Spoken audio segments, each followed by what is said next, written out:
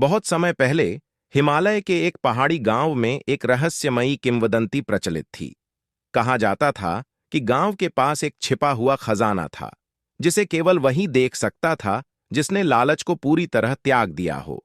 खजाने की तलाश में कई लोग आए और गए, लेकिन कोई भी उसे ढूंढ नहीं सका। गांव के लोग इस खजाने के बारे में बहुत बातें करते थे, लेकिन किसी ने भी इसे नहीं देखा था। इस गांव में एक युवक सिद्धू रहता था। सिद्धू एक गरीब किसान था, लेकिन उसके पास बड़ा दिल था। वह हर समय लोगों की मदद करता था और अपने काम से खुश रहता था। हालांकि जब भी वह खजाने की कहानी सुनता, उसके मन में उत्सुकता जाग जाती। एक दिन सिद्धू ने तय किया कि वह इस रहस्य का पता लगाएगा। सिद्धू अपनी यात्रा की शुरुआत गांव के सबसे पुराने वृक्ष से की, जिसे लोग विज्ञान वृक्ष कहते थे। वह वृक्ष बहुत विशाल था और लोग मानते थे कि उसमें विशेष शक्तियां थीं। सिद्धू ने वृक्ष के नीचे ध्यान लगाकर खजाने के बारे में सोचना शुरू किया। ध्यान करते करते सिद्धू को एक दिव्य दृष्टि प्राप्त हुई। उसने देखा कि एक वृद्ध व्यक्ति, जिनकी आंखों में अद्भुत चमक थी, उसके सामने खड़े थे। उन्होंने सिद्धू से कहा, खजाना वही देख सकता है जिसने अपने सभी इच्छाओं और लालच को त्याग दिया हो। यह खजाना बाहरी नहीं, बल्कि अंदरूनी है। यह तुम्हारे आत्मा की गहराई में छुपा है। सिद्धू ने विनम्रता से पूछा, मुझे इसका अर्थ समझ में नहीं आता। क्या आप मुझे मार्गदर्शन कर सकते हैं? वृद्ध व्यक्ति ने कहा, पहले तुम्हें 3 परीक्षाओं से गुजरना होगा। यदि तुम सफल होते हो तो तुम अपने अंदर के खजाने को पा सकोगे। सिद्धू की पहली परीक्षा एक सुनहरी घाटी में थी, जहां चारों ओर सोने के पेड़ थे। बीच में एक चमकता हुआ स्वर्ण पात्र रखा था।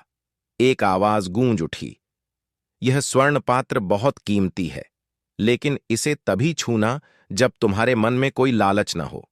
सिद्धू ने पात्र की ओर देखा और उसकी चमक से मोहित हो गया, लेकिन जैसे ही उसने पात्र को उठाने का प्रयास किया, उसे महसूस हुआ कि उसके मन में एक लालसा उठ रही है।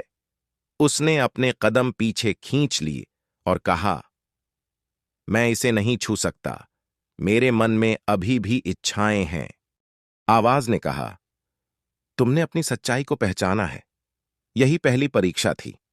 सिद्धू की दूसरी परीक्षा माया की गुफा में थी। इस गुफा में प्रवेश करते ही वह चकित रह गया, क्योंकि वहां हर तरफ मणियों और रत्नों का खजाना था। हर रत्न अपनी अनूठी चमक से उसे लुभाने लगा। फिर से वही आवाज गूंजी, यदि तुम इन रत्नों को उठा सकते हो और तुम्हारे मन में कोई मोह न हो, तो यह खजाना तुम्हारा हो सकता है। सिद्धू ने एक रत्न उठाया और उसकी सुंदरता में खो गया, लेकिन जैसे ही उसने अपनी पकड़ को मजबूत किया, उसे महसूस हुआ कि उसकी इच्छाएं जागृत हो रही हैं। उसने तुरंत रत्न को वापस रख दिया और कहा, मैं इस मोह को नहीं त्याग सकता। आवाज ने कहा, तुम्हारी ईमानदारी ही तुम्हारी दूसरी परीक्षा की सफलता है। सिद्धू आज की अंतिम परीक्षा एक विशाल तालाब के किनारे थी, जिसे शून्यता का तालाब कहा जाता था। तालाब के पानी में कुछ भी नहीं दिखता था, सिर्फ एक खालीपन। आवाज फिर से गूंजी, यदि तुम इस तालाब में बिना किसी डर और लालसा के कूद सकते हो, तो तुम अपनी अंतिम परीक्षा में सफल हो जाओगे। सिद्धू ने तालाब की ओर देखा और उसे घबराहट होने लगी। उसने सोचा, क्या होगा अगर मैं इसमें कूदने के बाद डूब जाऊं? क्या होगा अगर मैं यहां से वापस ना आ सकूं? लेकिन फिर उसने अपने डर को शांत किया और मन ही मन कहा, यदि यह मेरे आत्मा का खजाना है, तो मुझे इस डर और लालसा को त्यागना होगा।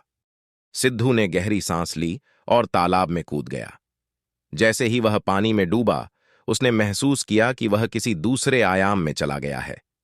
वहां कोई रूप नहीं था, कोई रंग नहीं था, सिर्फ एक शांत और गहरी शांति थी। उसे महसूस हुआ कि वह एक अदृश्य खजाना पा चुका है, उसकी अपनी आत्मा की शांति और संतोष। जब सिद्धू तालाब से बाहर निकला, वह पहले से कहीं अधिक शांत और संतुष्ट महसूस कर रहा था। उसे महसूस हुआ कि उसने लालच और इच्छाओं को त्याग कर अपने अंदर के खजाने को पा लिया है। सिद्धू गांव लौट आया और अपने अनुभवों को सबके साथ साझा किया। लोग उसकी कहानी सुनकर प्रेरित हुए और समझ गए कि असली खजाना बाहरी संपत्ति में नहीं, बल्कि अंदर की शांति और संतोष में है। कुछ समय बाद बुद्ध उस गांव में आए और सिद्धू से मिले। बुद्ध ने उसे देखा और मुस्कुराते हुए कहा, तुमने अपने आत्मा का खजाना पा लिया है।